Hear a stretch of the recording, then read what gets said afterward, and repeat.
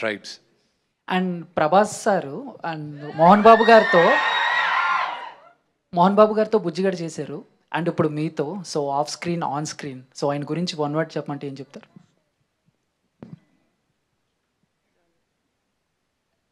We are not related by blood, but we are brothers.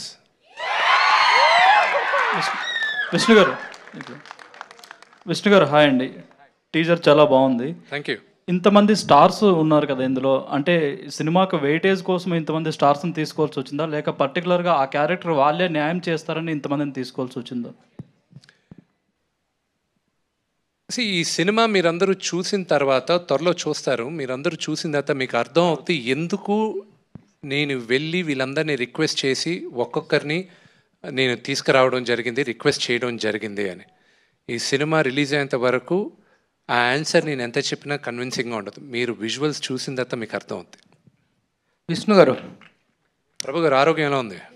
Super, beautiful. Thank you.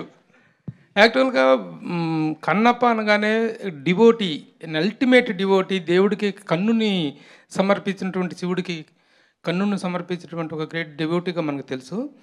But ఇక్కడ మీరు ఇచ్చినటువంటి క్యాప్టన్లో the బ్రేవియస్ట్ warrior అన్నారు. ఆ war aspect అనేటువంటిది చాలామందికి తెలియదు. ఈ సినిమాని ఎంత హై బడ్జెట్లో తీస్తున్నారో ఆ వార్ ఆస్పెక్ట్ ఏంటి, రియల్లీ హిస్టరీ చరిత్రలో తను అంతటి వారియరా, ఎవరితో యుద్ధం చేశాడు అనేటువంటి కాన్సెప్ట్ని ఎలా డెవలప్ చేశారు?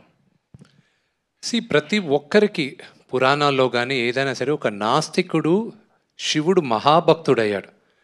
ఉన్న 63-64 నాయనార్లో ఇతను ఒక్కడే ఆటవికుడు. ఒక బ్రాహ్మణ్ కాకుండా శివభక్తుల్లో ఈ 64 మంది నాయనార్లో 9వ నాయనార్ మహాశివ భక్తుడు కన్నప్ప. ఓకే, అందరికీ తెలుసు కన్నప్ప కథ వచ్చి ఇట్స్ ఓన్లీ హాఫ్ పేజ్. ఒక నాస్తికుడు దేవుడు భక్తుడయ్యాడు, దేవుడు వీడిని పరీక్షించాలని చూశాడు, కంట్లోంచి రక్తం వచ్చింది, భక్తితో వీడు ఆలోచించకుండా వీడు కన్నిచ్చేశాడు, శివుడు ప్రత్యక్షమయ్యాడు, కన్ను తిరిగి ఇచ్చాడు, ఇంకా చరిత్ర అంతే కథ. దానికి ముందు వీడు నాస్తికుడుగా ఎందుకు మారాడు, ఏంటి వీడి కథ, వీడేంటి, ఇది కొంతే తెలుసు. కానీ ఇప్పుడు మీరు చూడబోయే కన్నప్ప నా వర్షన్లో తిన్నడు అన్నవాడు వీడు అన్న భావంతో నేను రాసుకున్నాను.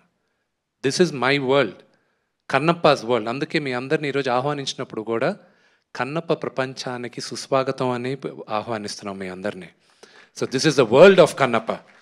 అండ్ మీరు అడిగిన క్వశ్చన్కి వార్ సీక్వెన్స్ ఇదంతా ఎందుకు జరుగుండకూడదు?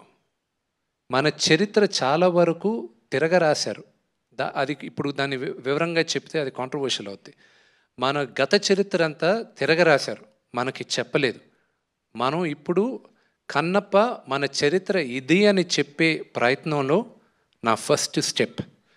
అండ్ బడ్జెట్ అవన్నీ ఏముంది, కథ చెప్పాల్సిన విధంలో చెప్పాం. అండ్ పరమేశ్వరుడు నడిపించాడు, మీ అందరికీ నచ్చుతుందని ఆశిస్తున్నాం. The same time the nativity of the content కనుక చూసుకున్నట్లయితే మీరు షూట్ చేసినటువంటి ప్రాంతాలు ఇవన్నీ కూడాను అబ్రాడ్లో షూట్ చేశారు. కన్నప్ప అనేటువంటిది 100% Indian heritage and Indian devotional content ఇది. అది how that particular part will be matched with the content అంటే ఏం చెప్తారు? మనం అందరం మనుషులుగా మన భూతల్లిని చాలా బ్యాడ్గా క్రియేట్ చేసేసాం. నేను మిగతా దేశాల గురించి మాట్లాడను, కానీ మన దేశం గురించి మనం నేలని కరెక్ట్గా చేయలేదు, చెట్లని సరిగా చూసుకోలేదు. 2వ శతాబ్దంలో భూప్రపంచం ఎలాగుండేది, భారతదేశం ఎలాగుండేది, పొల్యూషన్ లేని స్కైస్, బ్యూటిఫుల్ వాటర్, అవన్నీ ఉండేటివి.